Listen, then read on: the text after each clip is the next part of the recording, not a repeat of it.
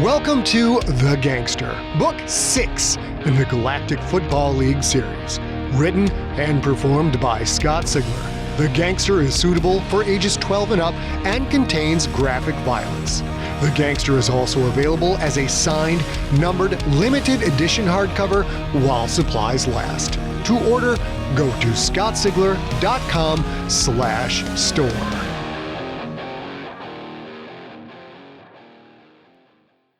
Hello, junkies. Here we are with episode number 18 of The Gangster. But the big news is our 5 + 1 = 50% off sale on in-stock t-shirts at scottsigler.com/shop.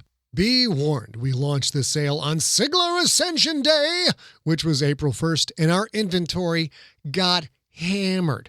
Got hammered like, three guys working a late shift on the factory floor, and it's Friday, and they got their paycheck. And before they go home, they go to the bar for just one drink, one quick drink. One drink turns into 2, turns into 6, turns into shot. Everybody getting hammered. That's how hammered our inventory got. We sold out of some stuff right out of the gate, but there are still t-shirts available. All t-shirts in stock are 50% off. The sale runs from April 1st to May 1st. Again, it's scottsigler.com/shop. Now, if you didn't hear about the sale and you go to look for your own t-shirt size there and we don't have it, we're sorry about that. We know you're upset, but we launched this sale via our newsletter, our Facebook page, Twitter, YouTube, Instagram, and LinkedIn. If you're not signed up for the newsletter, that's the best thing to do. Do so at scottsigler.com/newsletter. That's where we keep you up to date on pre-orders, sales, anything special coming in where we try and take all your monies. Facebook, of course, is facebook.com/ScottSigler, but that's not as reliable because Facebook throttles everything down. Even if you've opted into a page, you have no idea if you're going to see it or not. Twitter, which for me is twitter.com/ScottSigler. Follow me there.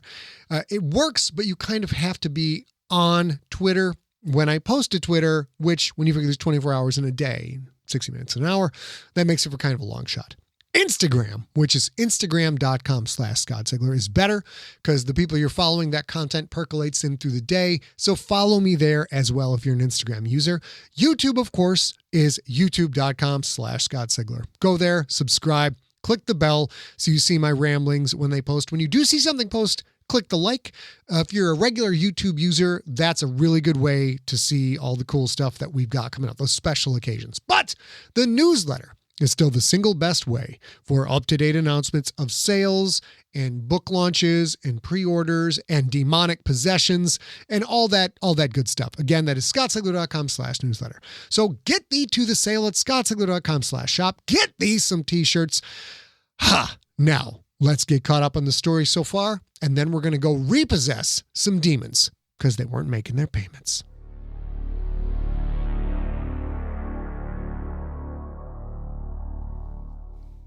Previously on The Gangster, a news report from an embedded reporter in the Purist Nation is about to tear away a veil of secrecy and reveal the results of Grand Mullah Fann Kuek's disastrous policies. While in the Hypatia, under the protection of a Planetary Union warship, Quentin, Becca, Big Mike, Choto, and Marcus Diablo are about to get some game-changing news of their own. And now, The Gangster, episode number 18.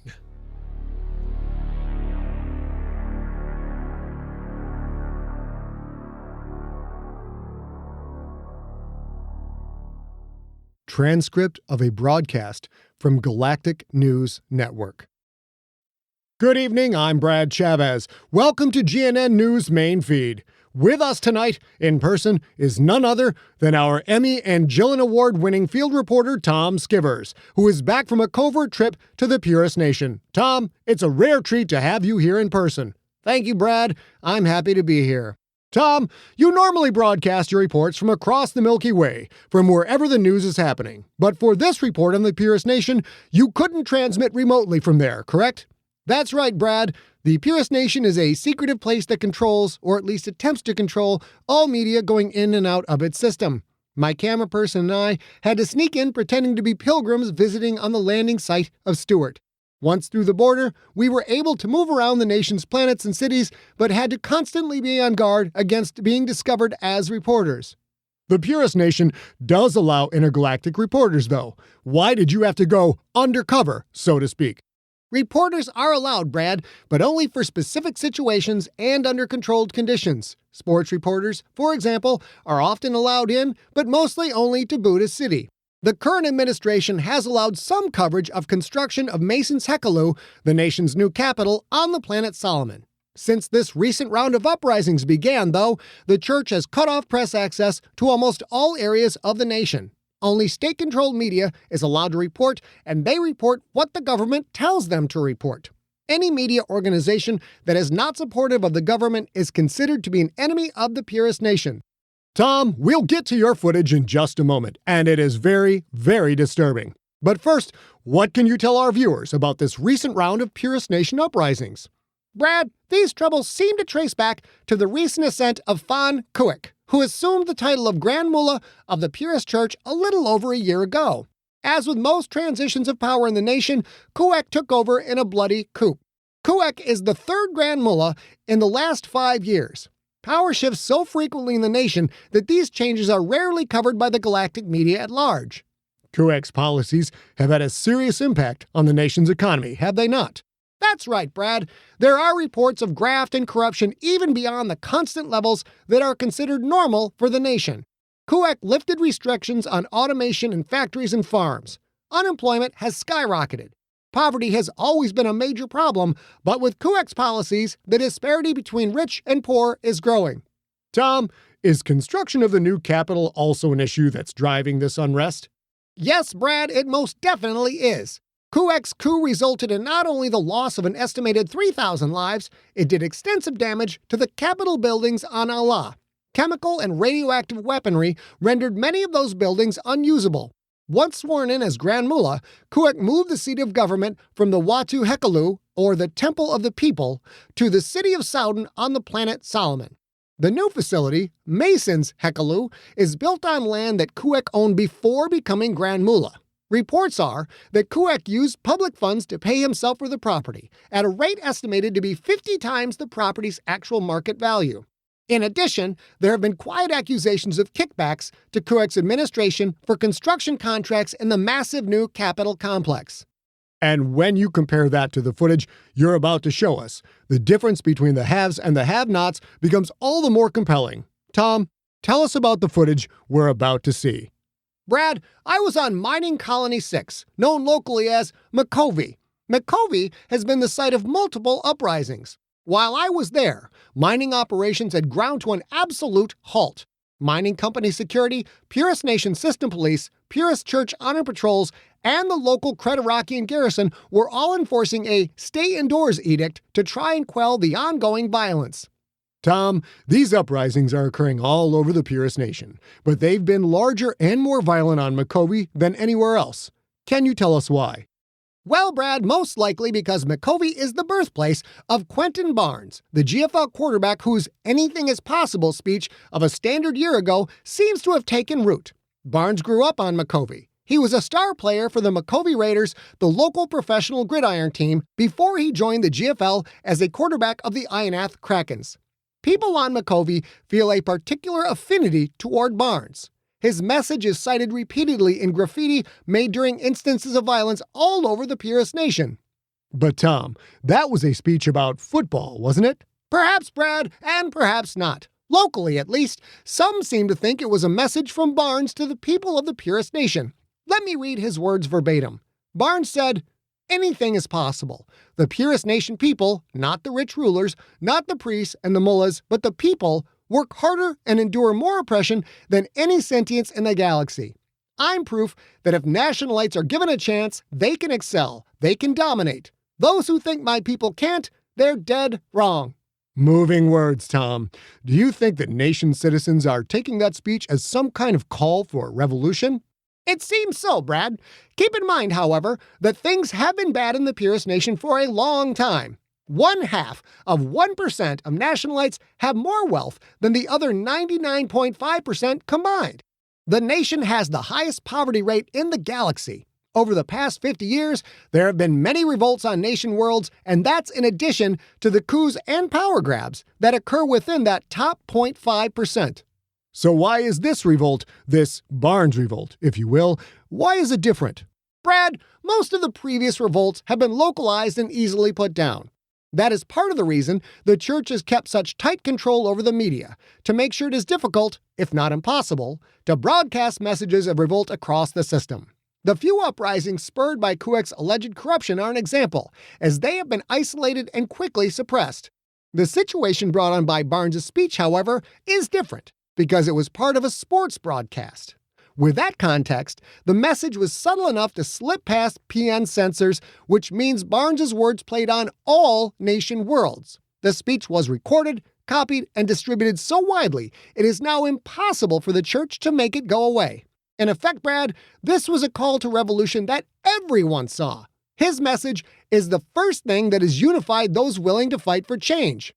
It sounds like the situation has always been ripe for a revolution, but Kuek's policies put fuel on the fire, and Barnes' speech lit the match. Yes, Brad, that's how it seems. There's a feeling of restlessness in the nation, an attitude that people have had enough of not just Kuek, but theocratic rule altogether. Kuek is doing his best to put this uprising down. Tom, you've made a career out of reporting from the most dangerous places in the galaxy. No one has forgotten your coverage from the planet Ol in the key rebel establishment, and you've been in dozens of areas of violence. What makes you think things are going to get worse in the Purist Nation? Because of hunger, Brad. Too many people are out of work. In some places, people are outright starving. Local security forces are tightening the screws where some thought they could be tightened no further. It feels like the Purist Nation poor have been pushed too far, and now they are pushing back in a way we haven't seen before. Tom, what does Barnes have to say about all of this? Brad, since the terrorist attack on the Inath Kraken's team bus, the Touchback, which took the lives of Coach Hokor the Hookchest and other members of the Kraken's organization, Barnes has refused to speak to the media. We tried multiple times to reach him, but he has ignored all of our efforts. Considering that attack and the recent attempt on his life when we visited Earth, it seems Barnes is trying to stay out of sight. Amazing work nonetheless, Tom. Now, let's play the piece you made while on site in the Purist Nation.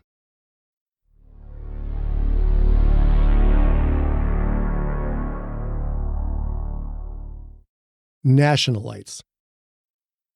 It started out as a happy time. They were in the Hypatia's salon, enjoying the amazing food Becca had brought back with her, a to-go platter of Mr. Sam's that was bigger than the coffee table. Heaps of barbecue chicken, boxes of Sam's famous sides, including his light-your-mouth-on-fire falafel habanero biscuits, along with a bucket of still steaming peppered potatoes. Quentin and Becca were seated on the couch. Big Mike stayed standing, as none of the furniture in the salon was large enough for him to sit comfortably. Quentin needed to buy a chair for the big man. Choto sat in his usual place, a takeout container of disgusting food in his middle hands. Even Marcus Diablo, a fellow nationalite, had joined for the down-home purist cooking. They had gathered to welcome Becca back and to check out the GNN special report on the Purist Nation. As they watched, Quentin's feeling of happiness faded, shifted into one of sadness, of shock, of anger. Tom Skiver's footage from Micovi, Quentin's home planet, showed the scenes of people who had been pushed far beyond any reasonable limit. "It's gotten worse," Diablo said, shaking his head. "Micovi is such a crap heap to begin with. I honestly didn't think that place could get any worse. Kuek is a real prize." Fann Kuek, the latest Grand Mullah of the Purist Nation. New Grand Mullahs always rode in on a wave of bloodshed, but after they firmly established power, things usually returned to normal levels of violence and despair. With Kuek, though, that hadn't happened. He seemed intent on shredding any bit of tradition that might allow someone else to rise in power and challenge his authority. Quentin hadn't followed developments in the system of his birth, but Kuek's post-power grab pogrom, apparently, had been even worse than the dozens that preceded it. Was the abysmal state of affairs shown in the holotank Kuek's fault? Or was it Quentin's? As the footage progressed, Quentin recognized Micovi's landmarks: the stadium, the mines, the factories, the tenement housing.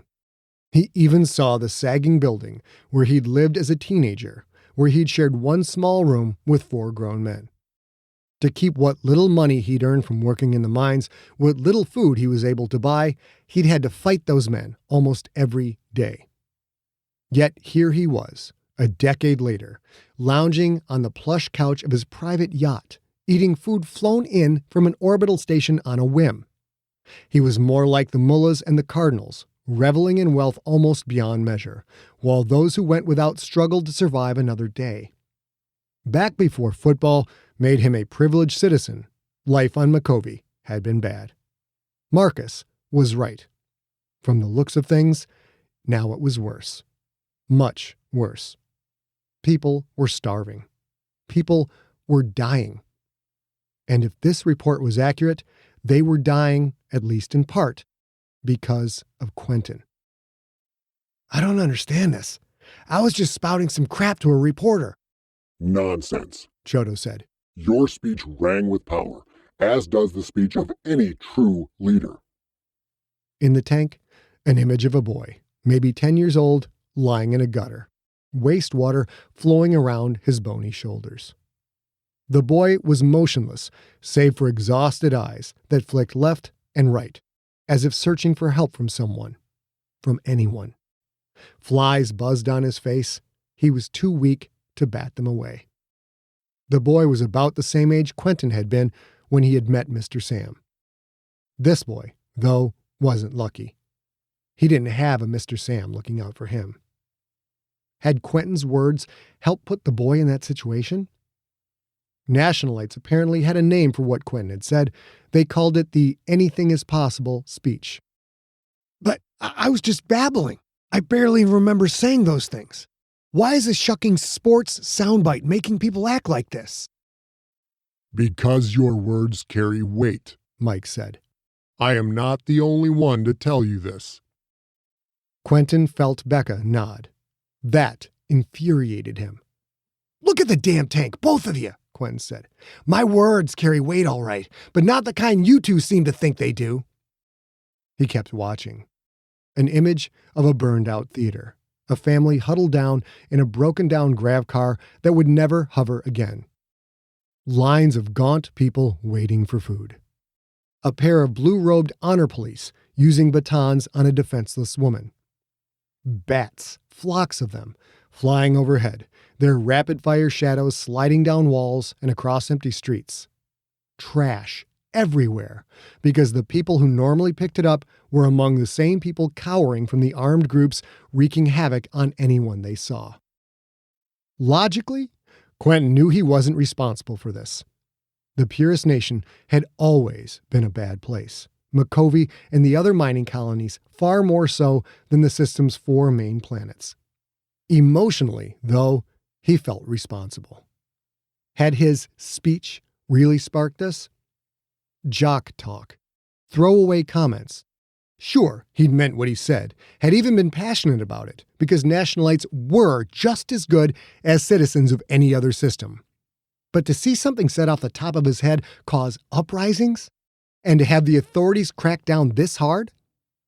The Purist Nation economy had ground to a standstill. Because of him. Because of his words. Companies and businesses had temporarily shuttered stores and offices and factories. People who were already dirt poor couldn't go to work. Q, Becca said, are you all right? I don't know. Should I? He gestured to the holotank. Should I do something about this? Marcus Diablo scoffed. Centuries of this crap and some dumb jock is going to fix it? You're not even a church member. What do you think you could do? Quentin shrugged. I don't know. I mean, I have all this money. Maybe I could do something. Until you could throw a football, that place thought you were nothing, Diablo said. Less than nothing, just like that poor kid in the gutter. And the people on top still think that about you because you ain't one of them. Revolutions never start at the top, Mike said. Diablo's lip curled. Revolutions? The nation has a revolution every 4 or 5 years when a new mullah takes over. Nothing gets better. If Barnes sticks his nose in that business, all he'll do is make things even worse. So blow it out your extra wide ass, you giant mound of genetic engineering. Watch your mouth, old man, Mike said. You keep up with your speciesist talk, and it will go poorly for you. Diablo's face wrinkled into a mask of derision. It will go poorly, he said. I've whipped bigger punks than you. Mike's smile promised pain. I seriously doubt that. Becca stood. Can you two knock it off? This isn't the time for a pissing contest. Mike and Diablo calmly stared at each other. Choto stood, takeout container in one petty pal hand, chopsticks in the other. Would anyone like a tapeworm? Kimberlin and Diablo looked away. They are delicious, Choto said. and I should point out that they are fully cooked, so you do not run a risk of getting your own intestinal parasites. Mike held up a hand. Choto, please, would you mind moving those away from us? The smell alone is distasteful. He means it stinks like sewer chunks, Diablo said. Sewer chunks that a spider bear ate and then crapped out into the same sewer. Choto sat down in his chair. You sentients are eating a pile of animals that have wings and yet cannot fly, and are therefore unable to avoid slaughter. Yet you think my food is distasteful? Q, Becca said. I feel bad for these people, but I feel bad for you too. This is really getting to you. He nodded. Yeah, I guess it is. I don't know why. I mean, besides my words causing some of it or whatever. Diablo's right. Those people never gave a damn about me until I could throw a football. Maybe that doesn't matter, Becca said. This isn't the first time you've reacted strongly about your homeland, about the culture you came from. Think of the very word you said that supposedly started this. It was a passionate appeal of someone who believes in his own people. Maybe you're more attached to Maccoby and the nation than you thought. You're wrong, Quentin said. I hated that place. I don't care what happens in the nation. But did he care? Seeing all the misery, a portion of that pain due to things he had said, it stirred feelings inside of him that hadn't been there before. Diablo was right about one thing. The people who ruled the Purist Nation thought Quentin was nothing. But the people at the top were only a small percentage of the population. The people at the bottom, the vast majority of nationalites, were like him. Or, at least, like he'd used to be before football. Poor, hungry, no chance for advancement. It wasn't fair. It wasn't right. The Hypatia's computer chimed. Incoming message from the PUV Victory. An excuse to stop watching this depressing footage? Quentin welcomed it. Put it through, he said. The images of misery and starvation faded out, replaced by a human officer in the dark blue uniform of the Planetary Union Navy. Hello, Mr. Barnes, the woman said. I'm Commander Phyllis Watson, Captain of the Victory. Quentin sat up straight. Hello, Captain. Commander. Watson smiled. Captain is fine. I wanted to reach out personally because we have an unusual request. Victory crew members had contacted the Hypatia before, but never someone so highly ranked. If this is about us having a pilot for our departure, Michael Kimberlin is licensed. I saw that filed in your flight plan to Whipath, Commander Watson said. His license isn't an issue. What is an issue is that I'm afraid I have to temporarily suspend your flight clearance and request that you delay your departure. Quentin traded a glance with Mike, who looked concerned. There are 4 GFL players aboard, Mike said. We have diplomatic immunity. You can't detain us. Normally, that's true, but this request is from the GFL, authorized by Commissioner Rob Froese, Watson said. Your team owner is citing some bylaw or another that states you can be held temporarily in order to conduct owner-player communication. Greedock wanted to talk? If Froese was playing along, then this had to be a legitimate league policy. Some bylaw or another? Becca said. Doesn't sound like you're well-versed in this policy, Commander. Watson nodded. She didn't look happy. I'm not well-versed in laws regarding sports teams, no. What I am well-versed in is following orders, even when they come from the Creterakians. You need to stay in your current location under our protection for another day. Watson clearly didn't enjoy taking orders from the bats. What she liked didn't matter, though.